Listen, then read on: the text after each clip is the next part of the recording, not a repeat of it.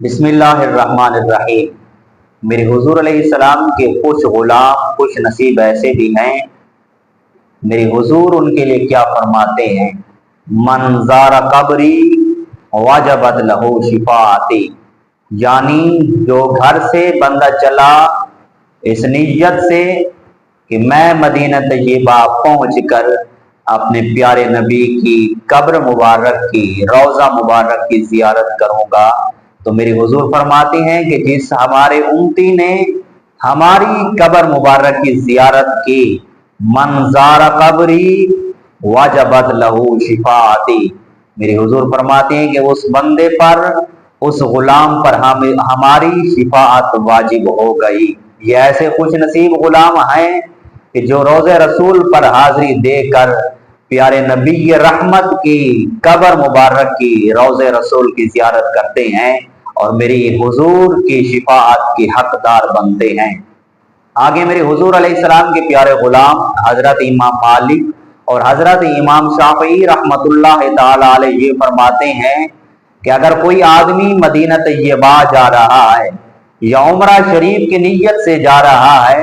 तो अगर उस आदमी से कोई बंदा पूछे कि आए जाने वाले कहाँ का इरादा है,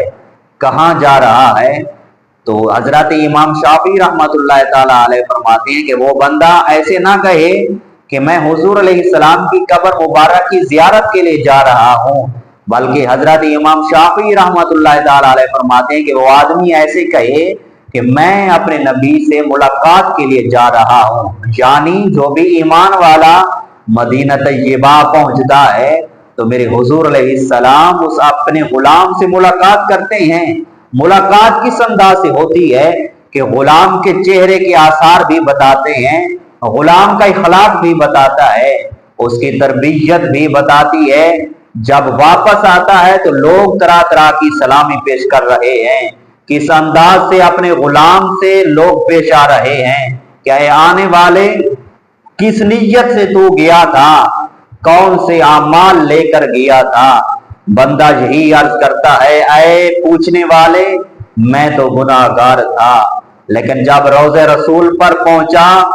सरे मुबारक जब रोज़े रसूल पर रखा, तो फिर क्या आवाज आई, क्या निदा आई, क्या आने वाले अल्लाह ने आपके गुनाहों को भी मुआफ फरमा दिया है और मेरे हुजूर के फरमान के मुताबिक वजबत लहू शिफाअती। मेरे हुजूर फरमाती हैं कि आए आने वाले अल्लाह ने आपको